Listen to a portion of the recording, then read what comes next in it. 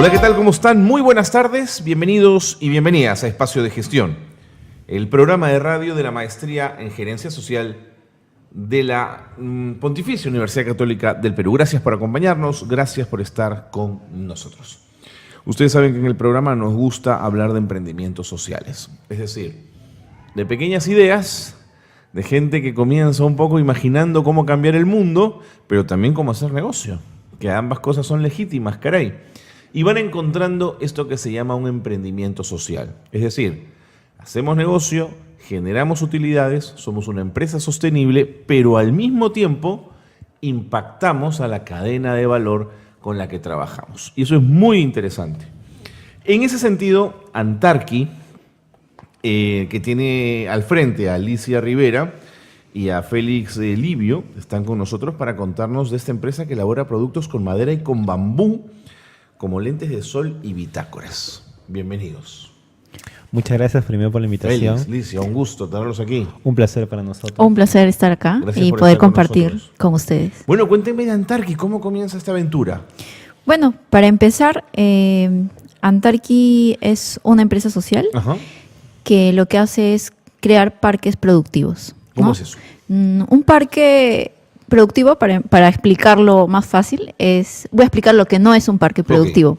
Un parque no productivo es un parque que a los 2 meses o 3 meses que un alcalde lo gestiona y lo coloca en una zona de la vecindad, de la comunidad, de repente no han pensado en qué tipo de planta poner y han puesto algunas especies que no duran con el tiempo y que morirán mueren, rápidamente, ok. que no han gestionado el tipo de riego De acuerdo. y que no han gestionado cómo se va a dar la sostenibilidad en el tiempo. Entonces, a los 6 meses De ya... pronto es un suelo muy salitroso, hay que pensar qué plantas sirven para ese entorno, digamos, cosas como esas. Exacto. Y aparte que no hay un plan de gestión a largo plazo, Ok. ¿no? Y no hay un involucramiento de los vecinos y no se siente como que ellos les pertenece. Entonces, un parque que no es productivo, que no es sostenible, es un parque que muere en el tiempo, que no sé, hay una apropiación de parte de los vecinos y que es un diseño que simplemente la municipalidad lo ha copiado y pegado de un plano que ya habían hecho antes. Que termina por ser un adorno, más que un espacio físico de convivencia vecinal, digamos. Exactamente. Exacto. Y esa es la palabra, ¿no? Convivencia vecinal, ¿no? Donde un espacio donde los vecinos puedan compartir, puedan sentirse orgullosos del lugar y eso los haga crecer en comunidad, los haga crecer en valores y como grupo, ¿no? Entonces, lo que hace Antarqui es interviene en espacios que están abandonados, en deterioro. Nosotros ahorita estamos interviniendo en Villa Salvador. Tomamos el parque, lo intervenimos con los vecinos, lo diseñamos y hacemos una intervención de limpieza, de diseño y de construcción. El 80% es un parque tradicional. ¿A qué me refiero? Tiene sus temas de sus bancas, sus veredas, sus áreas verdes. Se vuelve productivo porque aparte tenemos, como bien dice Alicia, plantas nativas de las zonas. Alicia ahorita va a comentar un montón de plantas nativas que se pueden plantar. Y en el 20% la diferenciación es que estamos plantando bambú. Bambú. ¿Por qué bambú? ¿Por qué? Porque el bambú es una planta magnífica. Bueno, primero no es una planta, es una gramilla. Y crece muy rápido. En 4 años ya se tiene troncos, productos que tienen un radio aproximadamente unos 10 centímetros, diámetro de 20, que tranquilamente se pueden usar para construcción. Y si uno va retrocediendo en el tiempo, al año ya puede usarlo para hacer cosas muy pequeñas, a los 2 años ya puede usar para hacer diferentes tipos maceteros, ¿no? Entonces es una planta que ayuda mucho para la fabricación de productos, ¿no? Claro. Pero qué bien le hace al parque el bambú, Licia. Una de las cosas principales es que el bambú que utilizamos es la Aguado agustifolia, que es una especie nativa de Sudamérica. ¿Ya? Entonces, en el mundo hay más de 3.000 especies, ¿no? Okay. Y generalmente en algunas zonas de residencias colocan el bambú chino o otro tipo de bambú. Sí. Nosotros trabajamos con este bambú, ¿por qué? Porque primero que ayuda mucho a que los suelos sean más fértiles. Ya. Nosotros como trabajamos en la zona de Villa El Salvador, nosotros sabemos que es un arenal, Ok. pero nosotros, Lima, es la ciudad asentada en un desierto después del Cairo. Entonces nosotros tenemos que ver la realidad de la zona. Entonces el bambú lo que hace primero es un poco filtrar los agentes nocivos. Ya. y no sabía que era tan generoso. ayuda muchísimo al tema del fortalecimiento de los nutrientes. ¿Por qué? Porque el bambú es muy resistente. Un bambú, a diferencia de un árbol, por ejemplo, si uno planta 10 árboles, 4 están casi en un peligro muy alto de morir, ¿no? Y es una cifra que se maneja en todos en los centros de alcaldía, ¿no? Algo municipal que ya se sabe. En cambio, el bambú de 10 sobreviven. ¿Por qué? Porque, como explicó Félix, el bambú no es un árbol, es una gramínea, o sea, pertenece a la familia de los pastos. En sí es el pasto más alto del mundo. De acuerdo. Entonces, al ser un pasto, tiene una forma de proliferarse pero muy, muy rápida. Y aparte, se agarra de los suelos demasiado fuerte. Entonces, ¿por qué? Porque, por ejemplo, el bambú... que tiene raíces muy gordas, muy gruesas, ¿no? Exactamente. Y esas raíces se les llama las rizomas. Ajá. Los rizomas crecen como si fuera un palito y el siguiente hijo crece por abajo. Es decir, el bambú no crece hacia arriba, sino hacia abajo. Gracioso. Hacia abajo recorre y vuelve a salir otro palito. Y sería el bambú hijo. Cada vez que sale un nuevo bambú, crece más grande y más fortalecido y más gordito.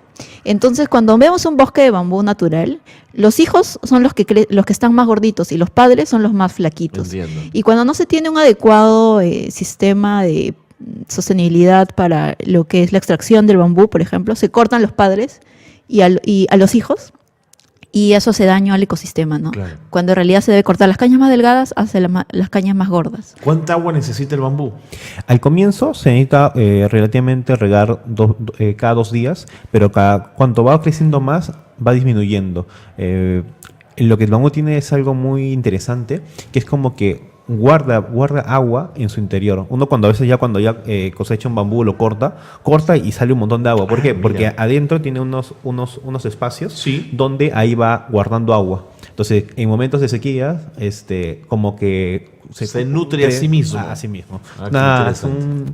una gramínea muy inteligente. Por eso se considera es un pasto, porque su crecimiento es muy fuerte. De acuerdo, ¿no? de acuerdo. Ahora, creo que un parque no necesariamente puede ser un parque estético. Los hay muy estéticos y muy bonitos. A mí me gustan los parques llenos de vida y llenos de gente. Pero el bambú en el parque, ¿qué función cumple? ¿Es un adorno? ¿Es una planta bonita? ¿Qué función cumpliría, Alicia?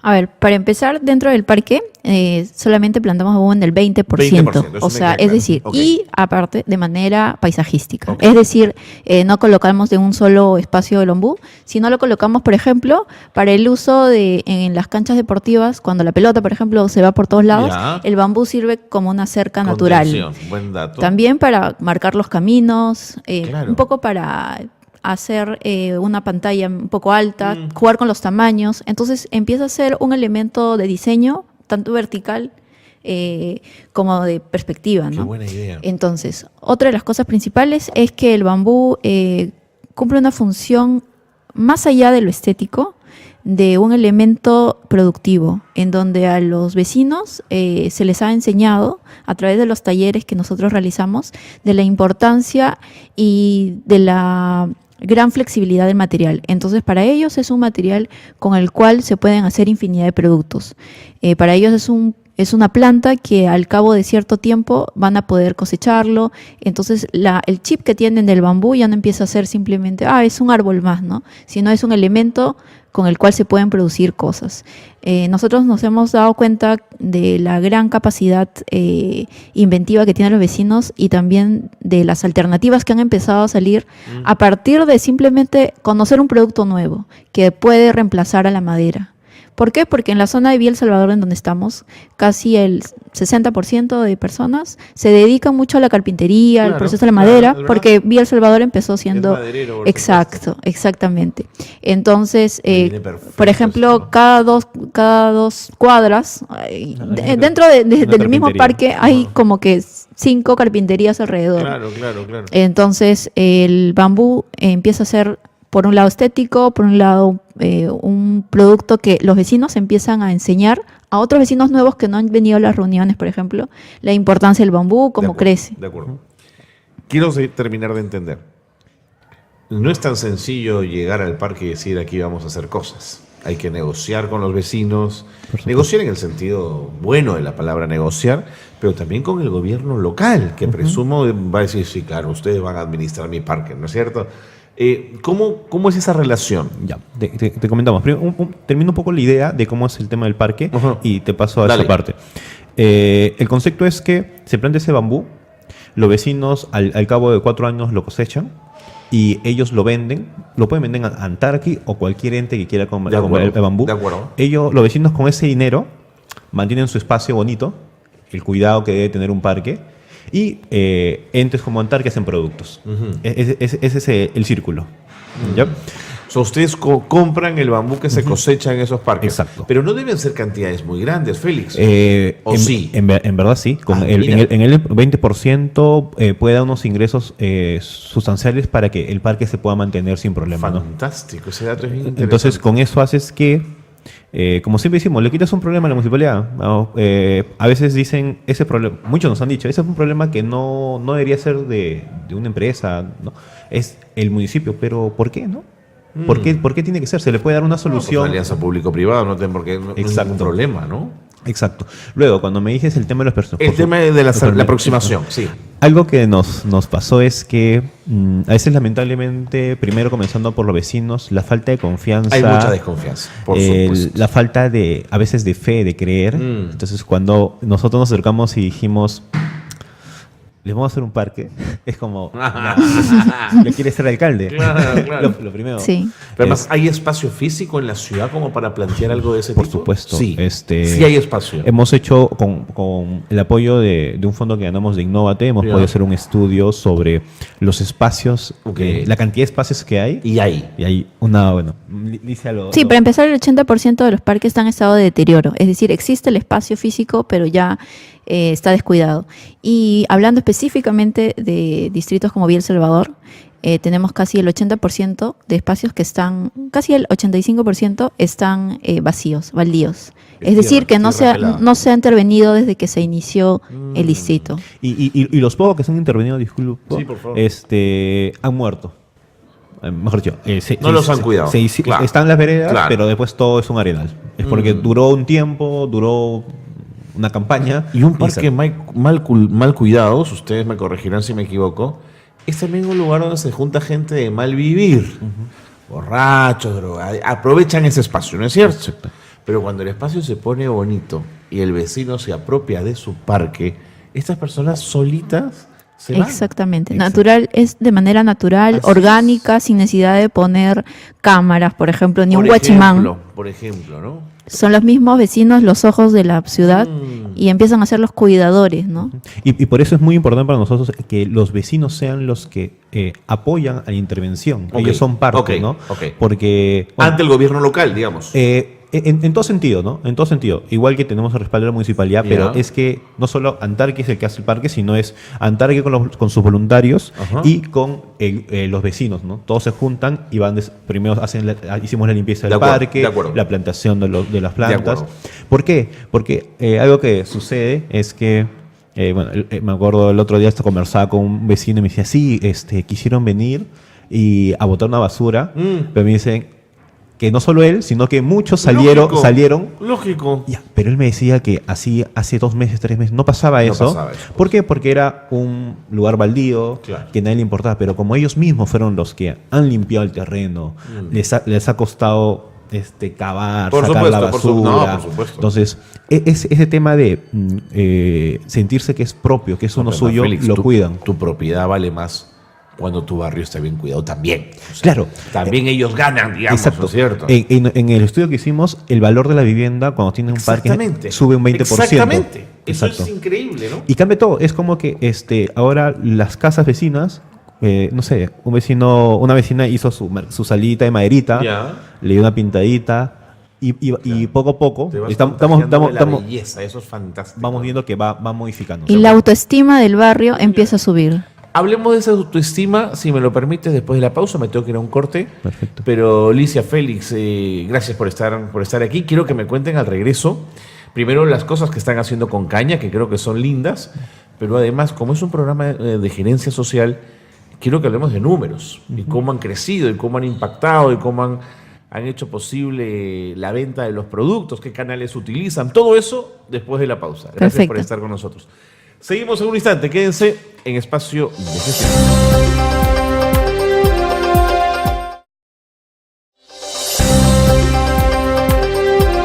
Seguimos en Espacio de Gestión, estamos con Elicia Rivera y con Félix Livio, emprendedores ambos. Ellos son de Antarqui, una empresa que elabora productos con madera y con bambú, pero que además intervienen en parques, plantan ahí la materia prima que necesitan y con eso hacen los productos que necesitan. Ustedes no lo pueden ver, pero yo se los voy a comentar. Ambos nos han traído un pedazo de caña de bambú, efectivamente, en su versión recién sacada del parque, si ustedes quieren, ¿no es cierto? Imagínense un bambú, una caña, y acá tenemos una pequeña varita de unos 20 centímetros por 1, más o menos, puede ser 25 por 1, y se juntan estas tablitas y generan unas tablas mayores, las cuales a su vez, en un troquelado especial, comienzan a sacar productos como anteojos. ¿Dónde aprendieron esta técnica? Bueno, básicamente hemos juntado nuestros conocimientos. Mi familia ha tenido trabaja la madera, mi papá trabaja la madera hace 40 años. Ya. Y hacía todo lo que es la línea de fabricación de productos para escritorio, pero vendía a empresas, ¿no? Entonces yo he vivido toda mi infancia entre máquinas, entre lijadoras, viendo la transformación de la madera y veía mucho el acabado final. Yeah. Es decir, luego de ya hacerle el trabajo del corte de estos productos como reglas, cosas pequeñas, veía todos los barnices, las pinturas, ¿no? Los acabados finales. Y por el otro lado, Félix, él es experto en lo que es fabricación digital. Él ha trabajado muchos años ya de coordinador de laboratorios, de diversos laboratorios. Tiene un laboratorio de fabricación digital y cuando nos conocimos es como que fusionamos un poco nuestros conocimientos, ¿no?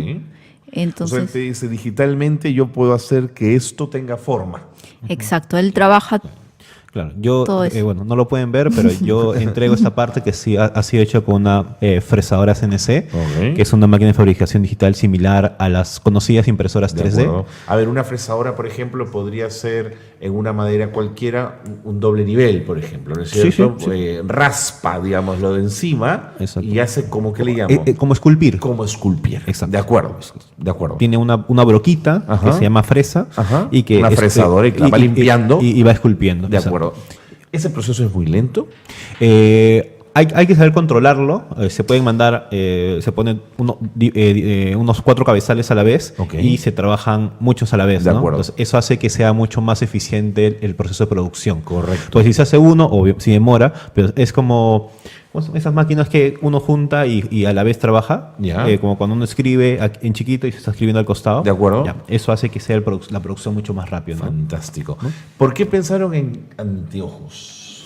Bueno, primero, nosotros hemos visionado hacer toda una línea de productos a partir del bambú, ¿no? O sea, pero ¿por qué empezamos con anteojos? Porque primero hemos visto que a través de la ecomoda podemos apalancarnos. Al ser tan pequeños y al iniciar este negocio, nosotros no venimos de familias muy de empresarios, ¿no? Entonces, claro, que hacerse plata. Son emprendedores, por supuesto. entonces, nosotros nos importaba muchísimo el tipo de producto que pueda ayudar a transmitir el mensaje de manera más rápida. Es, por ejemplo, a diferencia de una mesa que de repente está en tu casa y solo la ve tu familia, unos lentes de sol lo llevas a todas partes, le enseñas a tus amigos, te gusta tomarte fotos, el selfie, y eso ayuda mucho en las redes sociales a poder generar mayor movimiento, ¿no?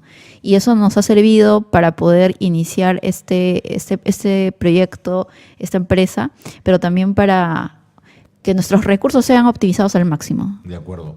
Ahora, Y ¿cómo podamos- dividen tiempo? Y, O sea, y podamos darle sostenibilidad económica para poder hacer que la marca sea más conocida, Ya. porque nosotros al vender muchos más lentes podemos ayudar más. correcto. El modelo es Pero en tiempo, ¿cuánto tiempo le dedican al parque? ¿Cuánto tiempo le dedican al taller? el concepto es de lunes a viernes Antarqui, parte comercial, Ya. y los fines de semana Se es van al parque. Antarqui, parte social. Habló Félix de voluntarios. ¿Esto no funcionaría sin voluntarios? Para nada. ¿Por En la- qué? En la parte social, ahí son los voluntarios que se suman para poder hacer estos espacios realidad. El ¿no? trabajo de parque con ellos. Exacto. Exacto. Nosotros tenemos... Claro, las jornadas, la jornada- principalmente las jornadas, que hace que se compartan muchísimo más. Por ejemplo, hemos recibido muchos amigos o personas que les gusta lo que se está haciendo y les apasiona mucho poder ayudar. Entonces es un momento en el que en las jornadas mismas se juntan a los vecinos, los que están atravesando Claro. de alguna manera ese cambio, con gente de todos lados que por ahí siempre nos han pedido poder ser parte, ¿no? De acuerdo. Y el momento para ser parte es justamente el momento mágico de la transformación de esos espacios, ¿no? ¿Ustedes invierten dinero en esos parques? Por supuesto. ¿Cuánto se invierte por parque aproximadamente? Cada parque está saliendo aproximadamente unos 28.000 soles. No es poca plata, hay que invertir duro. Exacto. Pero están invirtiendo en su materia prima. En la materia prima, y aparte nosotros un porcentaje de las ventas lo designamos para la realización de su espacio. La gestión de ese espacio. Claro. O sea, para regar las plantitas, para que esté limpio, para todo eso. Exacto.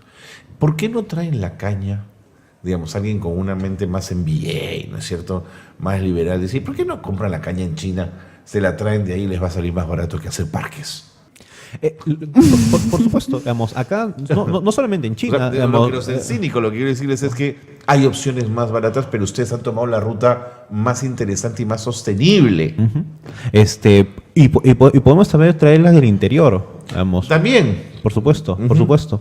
Pero hemos visto que, primero, el flete a veces es mucho, Lo más, mata. Ok. es mucho más caro. Ok. Y segundo, el impacto es algo que, bueno, Alicia y yo no te contamos. A nosotros nos impacta mucho este problema, ¿no? El parque que estamos interviniendo ahorita ha sido mi parque. Yo viví por 6 años en Villa Salvador. Y el parque está como hace, ¿cuánto? 15 años que yo me fui. Igual baldío, lleno de basura.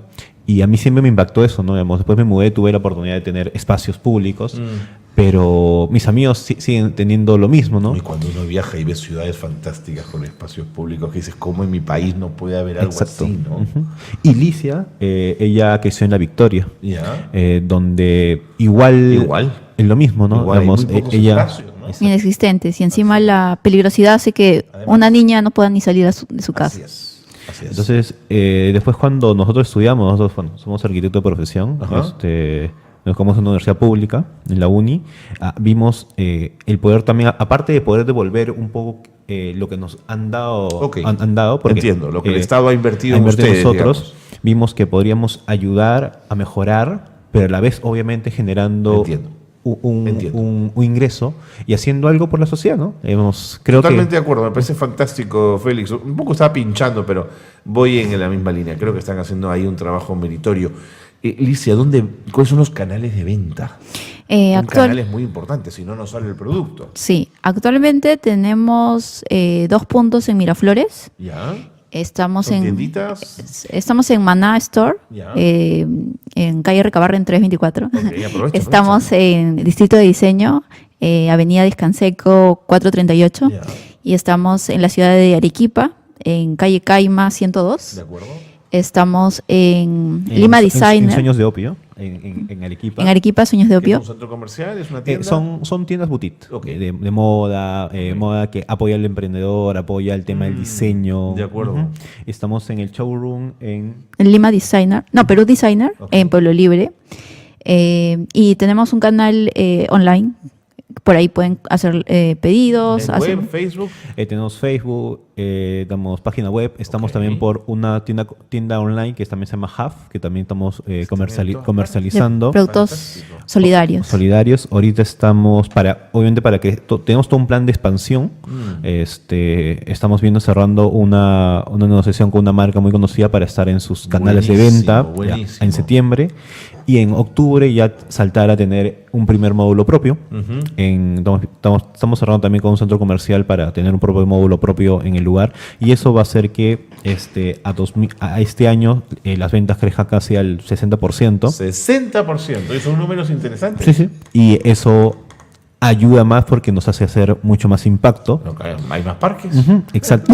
Y ahí va dando el giro, el círculo. De acuerdo. ¿Qué otros productos, además de anteojos, están haciendo? Ahorita estamos trabajando en el mes de supongo octubre, estamos sacando la línea de relojes y estamos sacando la línea de speakers. Ah, qué bonito. Acústicos, que no necesitan electricidad, es simplemente como si fueran... Una caja de resonancia. Una caja de resonancia, exactamente. ¿Y el reloj? ¿Dónde vas a sacar toda la tecnología, la parte interna? La parte de la tecnología sí estamos viendo cómo comprarla, eso sí, Claro, sí, armada, pero digamos. todo el proceso de fabricación sí, ¿no? Para que sean de madera, ¿de qué material? Estamos viendo, algunos van a ser, en base al diseño estamos viendo si algunos son con sí de tela, el tema y otros algunos de madera, ¿no? De acuerdo. Estamos probando temas de resistencias, todo el tema de relación de productos, ¿no? Ese indicador del aumento de tus ventas es sumamente significativo para evidenciar que la línea trazada es correcta. Exacto. Pero si yo te preguntara indicadores más cualitativos de cómo los vecinos hacen suyo el parque y lo disfrutan, ¿qué medición tienen para decirme que el parque sí está funcionando como un lugar de encuentro? Como un lugar donde la gente comienza a hacer suyo el espacio físico, el espacio público. ¿Qué indicador manejan? Primero, podría ser primero un tema de la asistencia a los talleres. Correcto. La asistencia, Más gente va a los talleres. más personas van a los talleres. Ya. Después, más personas intervienen en su espacio. Ok. Te comento, ¿no? La primera intervención que hicimos en la limpieza, me acuerdo, tenemos nosotros una comitiva comunal, ¿no? Entonces conversábamos con ellos y le decíamos, ¿no? Vamos a ver cuántas personas vienen, ¿no? Y vinieron pocas, vinieron algo de unos 20 personas de los vecinos. Ya. Nosotros éramos como 12 voluntarios. ¿Convocas un espacio en el parque y llevas Ajá. las sillas ahí o van a casa de alguien? No. Ahí en el parque, en el mismo parque Súper transparente. y comenzamos a hacer la limpieza. Buena idea. Y se iban sumando, llegaron ese día como 20. La siguiente jornada subió a 30, la siguiente jornada subió a 60. Ok. ¿Por qué? Porque ya los vecinos comienzan a algo tan bonito que es creer. Digamos. Comienzan a ver que, mira, no me estaban contando. Esto va en serio. Esto va en digamos. serio. Claro. Y entonces ya comienza a cambiar con hechos, ¿no? Con actos, con hacerlo, ¿no? Y la participación un poco, disculpa que te interrumpa, de no solo vecinos mayores, Sí, ¿no? sino ya niños, Los más jóvenes y empiezan a empezar a ver con otros ojos, porque en un inicio algunos jóvenes también se quedan en sus casas jugando con su celular, Claro. ¿no? Y ya son los Las mismos. mamás dicen no salgas al parque, es peligroso, qué sé yo. Exacto, hemos visto niños que ya están jugando, Quieren limpiando, ayudar le a su forma, le ¿no? damos Quieren- responsabilidades.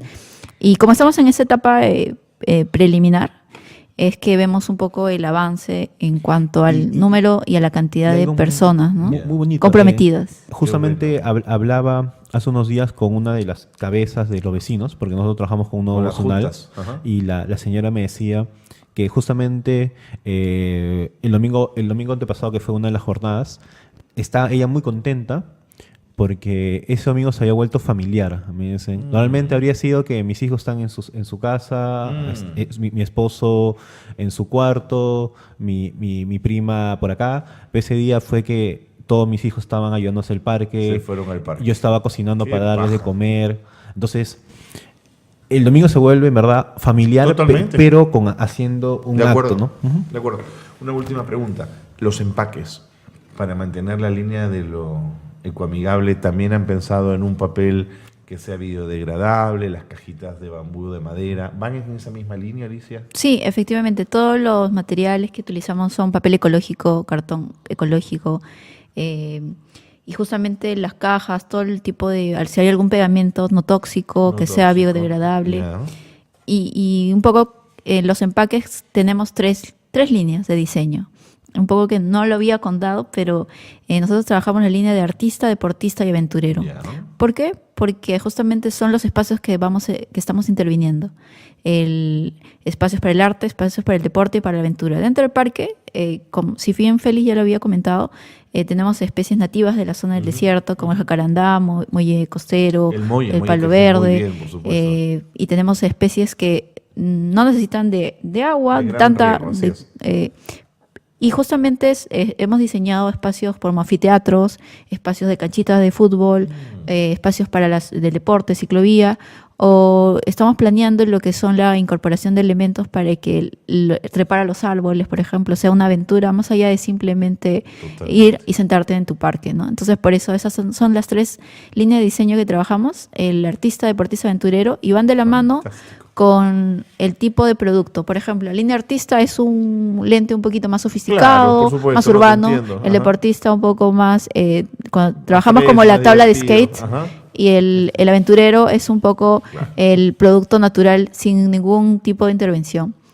Y un poco también para rematar, es que Vuela, que me gane el tiempo. trabajamos porque Antarqui en sí es el nombre de una leyenda aymara, que cuenta la historia de un niño que sueña con volar y que le pide ayuda a la fuerza de la naturaleza para poder lograrlo. Entonces nosotros sentimos que dentro de cada uno hay un Antarqui, un niño que sueña, y que es nuestro sueño poder generar que esos espacios se puedan disfrutar, ¿no? Por el niño que llevas dentro. Pues que fluyan los sueños.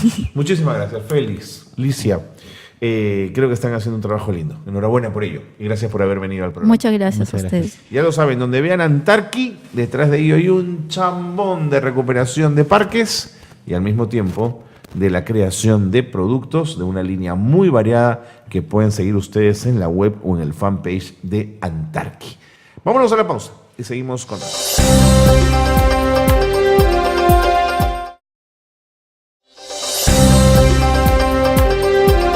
Bien, seguimos en Espacio de Gestión y uno de los temas en salud pública que no es menor, sin lugar a dudas, es el tema de la anemia. Durante muchos años tuvimos a la desnutrición y a la desnutrición crónica en particular como, digamos, aquel gran obstáculo a vencer en tema de nutrición. Se ha hecho mucho, aún falta, sobre todo en las zonas rurales, trabajar el tema de desnutrición crónica, pero apareció o emergió o siempre estuvo allí y no nos dimos cuenta de su importancia el tema de la anemia. Y se han hecho grandes esfuerzos para que desde la atención primaria se pueda trabajar el tema de la anemia. Bueno, nuestra invitada sabe un montón de esto. Lleva tiempo enfrentando a la anemia y desde varios niveles. Es la licenciada Dolores Caicho, responsable de nutrición del Centro de Salud Alicia Lastre. Porque además se viene una jornada nacional contra la anemia de la cual vamos a hablar. Así que, Dolores, yo quiero agradecerte muchísimo que estés con nosotros, que nos acompañes y que hablemos de la importancia de este tema. Buenos días con todos. Gracias, señor Cornejo, por la invitación. Definitivamente hablar de temas públicos tiene que ver y considerar la historia del proceso que pasa en nuestro país en un aspecto social en salud. Definitivamente nuestro país, por haber vivido todo ese cambio desde pobreza extrema con altos porcentajes y llegar a una estabilidad económica, no se invirtió en los temas de educación, que es la base. Y esta educación tiene que ver con cosas desde el vivir diario. Si nosotros hemos tenido un problema de desnutrición hace unos 25 a 30 años, que eran en unas cantidades hasta de 50, 60% en las áreas rurales, nos enfocamos en ello porque en el problema de desnutrición crónica hablamos de alimentos que vemos al día. En esos años era la distribución alimentaria precaria, un poquito para el almuerzo, la cena y el desayuno con las justas. Pero no se curó el problema de fondo, porque desde esos años ya teníamos problemas de deficiencia de micronutrientes. Pero la desnutrición crónica es algo que yo veo, que mido, que tallo. Así es. En cambio, se la anemia... Se ve una panza abultada, se ven tamaño de niños, ¿no es cierto? El tamaño. La anemia no. Ese es un problema de fondo. Entiendo. Voy a utilizar un término no científico, por favor. Nos maladaptamos a la anemia. Y más aún si es en niños, porque mientras que veamos a nuestro niño inquieto, moviéndose, conversando, no tenemos ningún problema. Es verdad. ¿Por qué? Porque la anemia también hay que considerar que una de sus causas es que la recibimos desde que estamos en la gestación. Si yo vengo de una generación de abuela, de madre, con anemia, el niño se adapta a ese proceso. Por eso nosotros tenemos un 43.6% de anemia a nivel nacional, y ni qué hablar en las zonas rurales, donde ya estamos en un porcentaje del 50%. Y en suma total, tenemos un 60% de niños anémicos entre 6 meses y 36 meses. Tremendo. Tremendo, pero sin efecto inmediato. nosotros debemos preocuparnos, del efecto a posteriori. Entonces, al no sentir, al no medirlo, al que el niño no voltee y te diga, me muero de sueño, claro, mira que estoy pálido, no reaccionamos. Entonces, el Ministerio de Salud, que ya tiene un plan nacional contra la anemia, sacó el tema de la jornada para darle más énfasis Claro. durante la última semana, desde mayo hasta octubre. De acuerdo. Entonces, por ejemplo, una cosa nueva que nos tenemos que comprometer los profesionales de salud es dar las gotitas de sulfato ferroso o hierro polimaltosado a los niños de los 4 meses a los 5 meses. Es algo que también nosotros como profesionales de salud tenemos que interiorizar y darle a la mamá esta gotita que le debe dar a su bebé a los 4 meses más la lactancia materna. Por ejemplo, ese es nuestro primer objetivo en la jornada. El 80% de los niños entre 4 y 5 meses deberían consumir estas gotitas de hierro para prevenir la anemia, porque el protocolo normal nos dice que en el 6º mes, en los servicios de salud de primer nivel, debemos medir el nivel de anemia a los 6 meses. Pero ya hemos perdido 2 meses, hasta 3, y eso es lo que hoy la jornada promueve y con todos unos detalles que vamos a ir hablando, ¿no? Dolores, me parece que has mencionado un montón de cosas interesantes que me van a dar pie a muchas preguntas. Lo primero que quisiera que nos expliques es ¿qué daña la anemia? ¿Dónde daña? ¿Qué genera en las personas? Es algo oculto, señor Cornejo, porque si nosotros vemos, el órgano dañado es el cerebro, pero es un daño de mala adaptación, porque lo que vamos a ver son los efectos a posteriori. ¿No? Una de las cosas que a nosotros nos mueve el piso, que siendo un país que ya estamos mejor que hace 30 años, en el nivel educativo seguimos en muy bajos niveles, hablando de la población a nivel público. Entonces nosotros tenemos la famosa medida de la evaluación PISA, donde seguimos estando al último. Sin duda. Entonces en el cerebro de nuestro niño, y vamos a imaginarnos esas telitas de arañas en las casas antiguas, o cuando no se hace una limpieza a profundidad, esas telitas de araña, y voy a ser así un poco extremista en la comparación, si tiene más tiempo, vemos una telita de araña totalmente encrucijada, más tejida. Claro, lógico. Muy bien. Eso es lo que queremos en el cerebro de nuestros niños, que nuestras neuronas estén tan tejiditas, porque eso ¿qué va a significar? Más conexión, respuesta inmediata, análisis, iniciativa. Pero si yo tengo una tela de araña no tan tupida, media así, con muchos espacios, las conexiones son más lentas. Por eso sí es verdad, y va a sonar un poco fuerte lo que diga, nosotros tenemos una población pujante que le mete la mano a todo, yo cargo, yo hago. Pero en el nivel educacional, donde nosotros podemos mejorar la calidad de nuestra población para avanzar incluso en grupo a más, no la tenemos. Por eso tenemos el problema de nuestros niños en comprensión lectora. Ellos pueden leer muy bien, pero comprender... Me parece que haces un vínculo que es muy interesante, Dolores. Es decir, lo que nos estás diciendo, porque siempre habíamos pensado que la responsabilidad del desastre escolar era del Ministerio de Educación. Pero lo que nos estás diciendo es que hay una posible y clara relación entre los resultados en la escuela y lo que los chicos están comiendo todos los días, que les permitirá tener mejores resultados. Pero ese link es bien interesante, porque lo que hay que mirar son los hábitos alimenticios en casa. Definitivamente. Y ahí hay que educar a quien cocina, que básicamente en nuestro país es la madre. Y nosotros nos jactamos de ser una de las gastronomías, ¿no es cierto?, más potentes y saludables y ricas del mundo. Y con eso estamos diciendo un momentito, no es tan cierta la leyenda. Es mitad. Por favor. Señor Cornejo. ¿Por qué? Número uno, con este tema del feminismo que se está yendo a los extremos, nosotras las mujeres tenemos un principio alimentario. ¿Por qué, mis queridas damas, mujeres, amigas que me escuchan?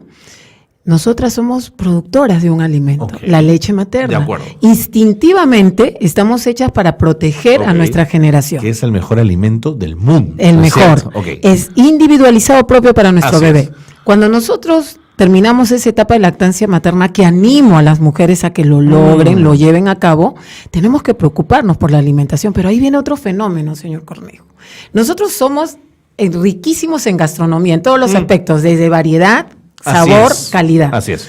Pero en este choque social que tuvimos de ser extremadamente pobres, un buen grupo, cuando tuvimos dinero, no hemos aprendido a alimentarnos mejor. ¿Cuál es el problema de la desnutrición en nuestro país? El bajo consumo de alimentos ricos en hierro. Así es. Número uno, jalamos el tema económico, la carne de res. Mucha de nuestra población de bajos ingresos no come carne de res porque formamos así. 1 kilo de res está Por supuesto. 26, 28 soles. Así es. Y para un grupo familiar de 6 personas tienes que comprar 1,5 kilos. Entonces es más barato el pollo. El hígado de res es más difícil, hay que tomar tiempo. Todas las mujeres trabajamos y no nos organizamos, mis queridas mujeres. Okay. Tenemos que aprender a hacerlo porque es nuestra responsabilidad. Número 2, el pescado oscuro. No, que también es una idea que eso comía la gente más pobre, mejor busco el La pescado mejor grasa plano. natural está Exacto, ahí. tiene grasa y hierro. Las vísceras, que en algún momento se les dio mala fama porque también tenemos otro problema oculto, las enfermedades del colesterol, triglicérido. Claro. Pero tenemos que pensar que el niño tiene otra necesidad. En esos 4 alimentos que he mencionado, carne de res, pescado, vísceras, y la sangrecita, que es la que voy a nombrar como número 4, son alimentos que no les damos a nuestros niños. ¿Por qué? Porque hemos perdido la práctica, lo vemos complicado hacerlo, y son indispensables, mis queridas amigas, mamás, de que el niño necesita, por lo menos, en los 2 primeros años. Los 6 primeros meses, del 6º mes al año, debe ser diariamente 2 veces al día. Y después del año, por lo menos 1 vez al día, 3 veces por semana, o 2 veces al día, 3 veces por semana. Así debería ser, porque el problema de la anemia es la baja dosificación del hierro más la proteína, porque la proteína va a facilitar que el hierro llegue a la hemoglobina y se fije. De acuerdo. Claro, pero esto implica entonces una enorme campaña y un enorme trabajo para enseñar a quien cocina en casa, para ayudar a quien cocina en casa a que tome las mejores decisiones respecto a la alimentación cotidiana, Dolores. Es decir, entre freír el pescado y comerlo acevichado, por ejemplo, donde puede ser incluso un pescado negro, un atún, qué sé yo, de pronto es una mejor opción la segunda, el pescado que la fritura va a perder componentes, mejor darlo en tono con limón, en tono con ceviche. Pero eso hay que enseñarlo, porque venimos de una tradición culinaria también en casa. Claro, es que, mira, las formas de preparar los alimentos para los niños, eso sí van a ir por etapas, señor Cornejo. Porque, por ejemplo, el pescado lo podemos dar a partir del 9º, 10º mes por el tema de las alergias, que ha aumentado mucho en nuestro entorno. Pero podemos comenzar con algo que es un clásico, el hígado de pollo y la sangrecita, que incluso hoy las encontramos en algunos supermercados ya empaquetada y de fácil preparación. Es verdad. Es un tema que en nuestros lugares con menos ingresos económicos, hoy el pollo ya no se sacrifica en los mercados, que ese es un tema que tenemos que estar atentos porque algunas veces hay muy mala manipulación del pollo, entonces tenemos que buscar ahí que recursearnos con el hígado de pollo, pero lo ideal es la sangrecita. De ahí tenemos el vaso y el hígado. Y la carne de res que la podemos dar a partir del 8º mes. Entiendo. Porque en nuestro país hay un tema que no hemos estudiado muy a fondo, el consumo de carne de res desde el 6º mes, mientras que si ustedes leen las guías alimentarias para niños menores entre 6 meses y 1 año, cuando inician la alimentación complementaria, en España sí se habla de carne de res, en Argentina también, pero es que es más accesible económicamente. Claro. En cambio, un hígado de pollo, 2 soles te alcanzan hasta para 2 días, porque te dan más o menos 4 hígados. La sangrecita también es relativamente accesible, pero accesible económicamente, más no porque ya no se encuentra sacrificado el ave en los mercados, pero tenemos el vaso, el bofe, que son alternativas ricas en hierro.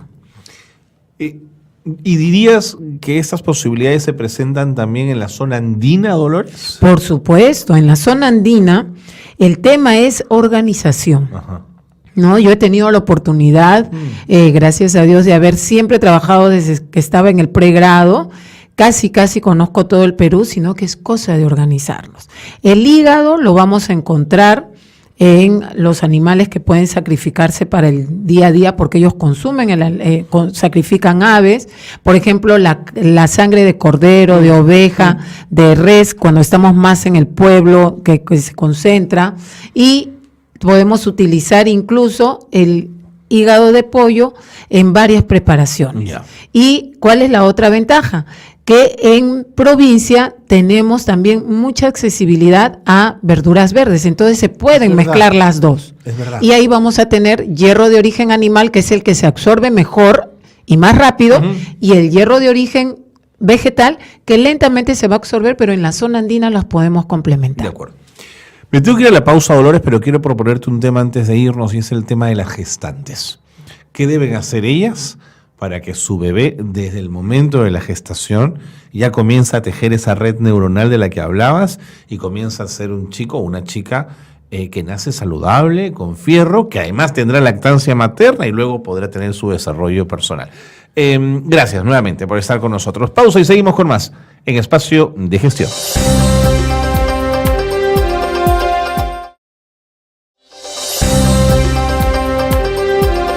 Muy bien, seguimos en Espacio de Gestión, y el tema que nos ha propuesto la licenciada Dolores Caicho Grados es bien importante. El tema de enfrentar la anemia, justamente para que ese ejemplo que ponía ella es bien interesante, ¿no? Esta red, como si fuese la red de una telaraña, que hace que las neuronas tengan conexiones, y eso hace que los chicos y las chicas, finalmente en sus resultados escolares por un lado, pero en su razonamiento, en la forma como entienden las cosas, están mucho más despiertos y mucho más prestos a comerse el mundo, vaya, que tanto necesita además de los jóvenes y de su participación. Dolores, yo te había planteado antes de irnos a la pausa la posibilidad que abordaras el tema de la gestación y la ausencia de fierro. ¿Qué pasa allí? Definitivamente nosotros debemos recordar que en la gestación estamos formando la aceleración de que las células comiencen a multiplicarse. Uh-huh. En el tema de la madre gestante, es importantísimo que ella tenga su propia reserva de hierro, y hay un hierro circulante. Ahí vamos a abrir un paréntesis chiquito. Dale.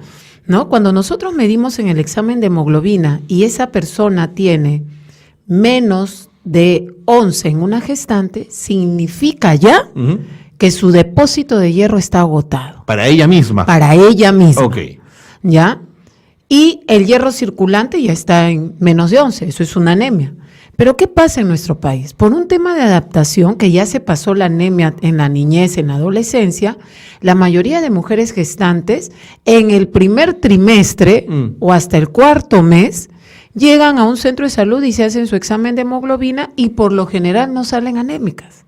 Entonces ellas creen que no tienen anemia. Okay. Y si es verdad, no la tienen, pues, Dolores, ¿no? Si me dice, pero Dolores, tú misma estás diciendo, sí. Pero nos olvidamos que ese bebé va a comenzar a crecer más a partir del quinto mes, y el requerimiento de hierro aumenta. Y las mamás se hacen su examen porque como ven que la barriga crece, que está dentro de lo normal y que ellas están comiendo casi de todo, que ahí viene el detalle, se olvidan que a partir del octavo mes el hierro disminuye, y ahí es donde nosotros como Ministerio de Salud tenemos a nuestras mamás anémicas. Pero como ya están en la semana 30, 32, no, voy a comer un poquito más y esto se va a pasar. ¿Y qué ha pasado? Que el niño va a salir con un hierro circulante, pero no va a tener almacén de hierro. Por eso los 6 primeros meses, aparentemente tú no encuentras niños anémicos, pero en el sexto mes, para llegar al séptimo, se dispara, porque el niño comienza a crecer y a crecer, porque el primer año de vida el crecimiento es súper acelerado. Así es. Entonces a las mamás gestantes que llegan a nuestro nivel de atención primario, se les da a partir del tercer mes sulfato ferroso y ácido fólico, que va a cubrir la necesidad de la mamá, pero mis queridas mamitas o mujeres pronto a embarazarse necesitan la orientación nutricional para adaptar la reacción que va a tener cada cuerpo ante esta mezcla. Porque sí es verdad, el sulfato ferroso en algunas madres que de por sí presentan problemas de gastritis propio del embarazo porque se alteran varias enzimas, ahí está el profesional de nutrición para explicarles cómo, cuándo, en qué momento, si es necesario fraccionarla, con qué alimentos darlo para mejorar la absorción y que, por ejemplo, no haya una reacción adversa como el estreñimiento, que una gestante estreñida no fatal, se lo deseo a nadie. Malo pasan, así sí, yo también lo he vivido. Por ejemplo, también tener un saborcito a hierro en el amargo día, en la garganta. en la garganta. Y algunas veces mamás que son emocionalmente más sensibles, también ven las heces oscuras. Entonces todo eso nos da muchos temores que se pueden aclarar y prepararnos cuando va usted, o en este caso la mamá, al consultorio de nutrición y se trabaja en equipo a nivel MINSA. Entonces nosotros tenemos que en la madre promover el consumo del hierro desde el 3er mes, el ácido fólico los 3 primeros meses y, queridas mamitas, hasta el 6º mes, que ya nació el bebé, y 6 meses más debemos seguir consumiendo sulfato ferroso y ácido fólico. El Ministerio de Salud está pensando también en la adolescente, por favor, no para promover que se nos va a embarazar nuestra adolescente mujer, sino que la preparamos porque es la etapa que viene un pequeño crecimiento, la menarquia o la primera menstruación, y esa mujer debe estar preparada fisiológicamente para cubrir el hierro de ella y el hierro de su depósito. Y además, también, mis queridas mamitas, debemos recordar que en la adolescencia estamos en el año de secundaria y prontas para la universidad. Si hay un nivel poquito de anemia, esas neuronas no van a estar al 100% en todo su contacto. Entonces debemos vigilar. Y también tenemos ese problema oculto. Tenemos adolescentes con anemia, pero la propia edad hace de que estén ellas tan animadas que nos damos cuenta solo hasta cuando bajan de peso, ¿no? Dolores, explícame ese vínculo menstruación-anemia. ¿La pérdida de sangre, digamos, es tan grande que genera una anemia importante? Si yo tengo, en adolescentes el nivel de hemoglobina debe estar en 12. Ya. Nuestro grupo de adolescentes de 12 años cumplidos hasta los 17 años, 11 meses. Ahí deben tener 12 de hemoglobina. Si yo tengo una niña de 12, Dolores, no hay anemia, pero cuando menstrua baja a 11.9, 11.8.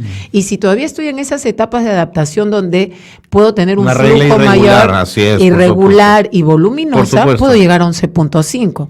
Y más aún, señor Cornejo, no hay que olvidarnos algo propio de las mujeres adolescentes, el querernos ver bien, y comenzamos a escoger los alimentos o, en el peor de los casos, a tomar decisiones de qué me gusta comer o no.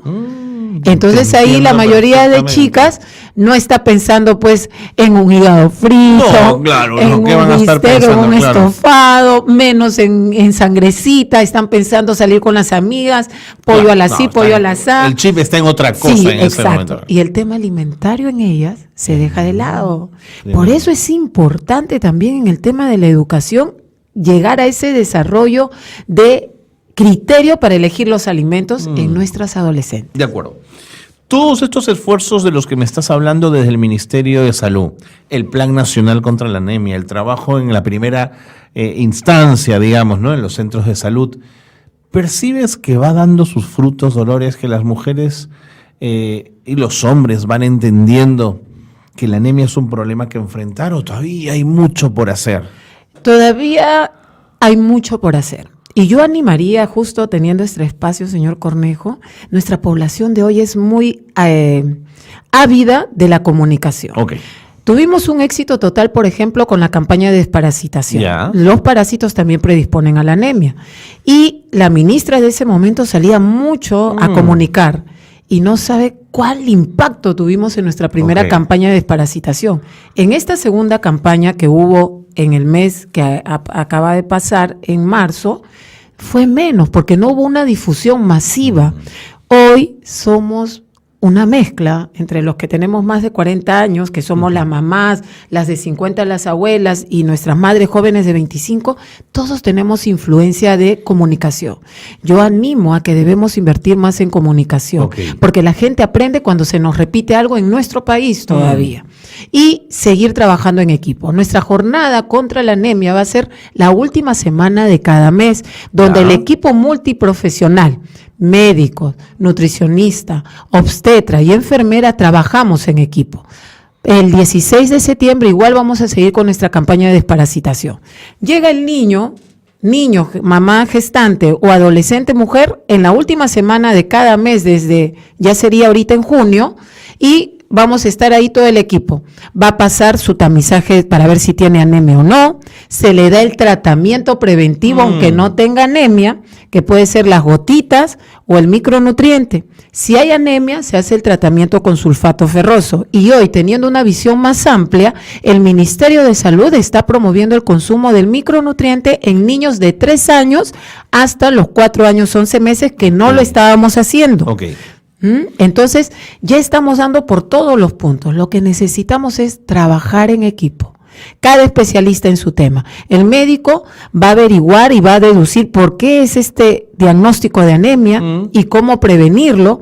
La obstetra motiva a la madre en el tema de su control gestacional y el consumo de sus micronutrientes.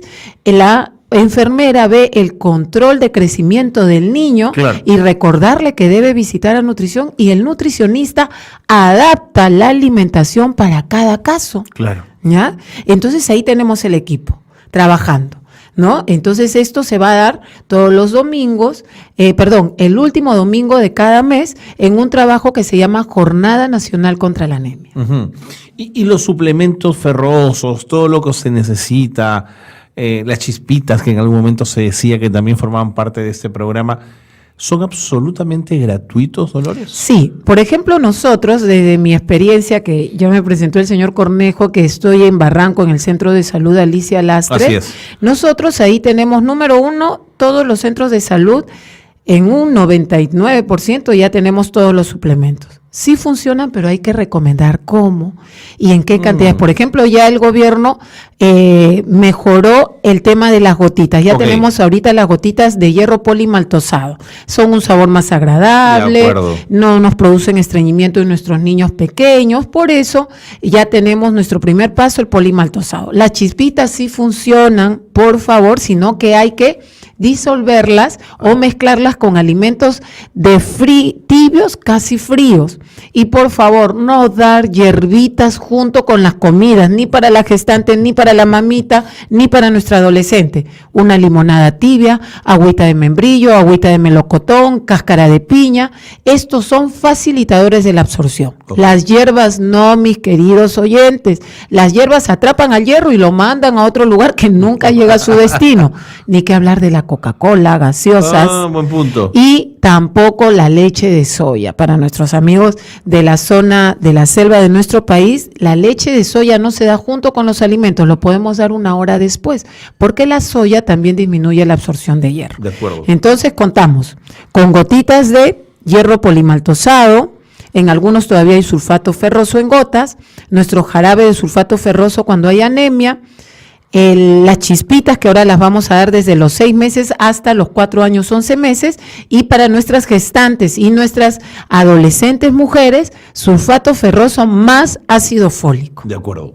Y dime una cosa, Dolores, ¿hay alguna contraindicación en el exceso de hierro? ¿Genera un problema?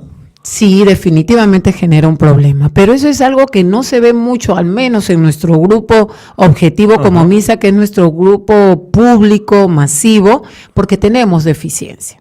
Entonces, sí podemos hablar de un exceso de hierro, pero eso es en cantidades muy, muy altas, que no se da mucho. Para eso tenemos la parte médica donde trabajamos como equipo, ¿no? Podemos ver el antecedente familiar, descartar que si se le da, por ejemplo, también en estas jornadas se está promoviendo las visitas domiciliarias, así que animo a que sepan que en algún momento un profesional de salud identificado correctamente, y por favor, mis queridos oyentes, cuando lo compartan esto, cuando va un profesional de salud de parte del Ministerio de Salud, los va incluso va con el nombre de la persona que vive en esa casa. Porque hoy estamos mejorando ese sistema, y también la Jornada Nacional va a ir a buscar.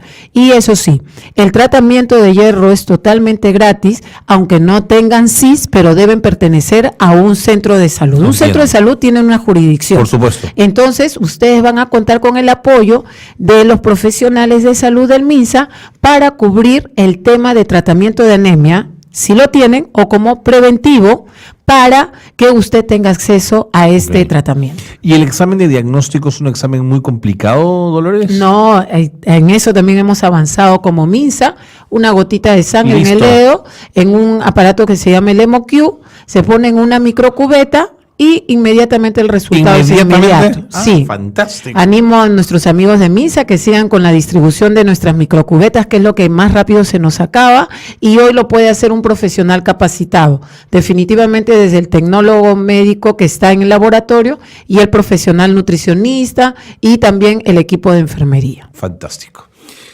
Dolores, a mí me ha quedado clarísimo. No sé si hay algo más que quisieras contarnos que te parezca importante destacar, de pronto dar alguna dirección del centro de salud en el Barranco, al menos en el que estás tú. Sí, nosotros estamos en Martínez de Pinillo 124 y por favor animo a que se acerque al centro de salud, tal vez en el turno tarde, donde hay menos cantidad de personas para Ok. informarse. Ya. Y por favor es que seamos partes todos, ¿no?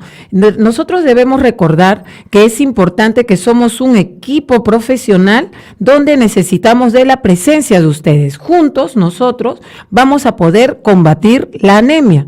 Entonces va a depender, el mejor equipo contra la anemia, lo esperamos a usted. Únete, somos un equipo contra la anemia. Perfecto. Mil gracias nuevamente, Dolores, y un gusto haberte tenido en el programa. Hemos estado con la licenciada Dolores Caicho Grados, responsable de nutrición del Centro de Salud Alicia Lastre. Ya la han escuchado, porque además no solamente ha hablado con una propiedad clarísima y meridiana, sino que además con pasión de quien quiere enfrentar un problema y lo está haciendo activamente además. Punto final al programa. Gracias por habernos acompañado. Gracias por estar en Espacio de Gestión. Muy buenas tardes a todos.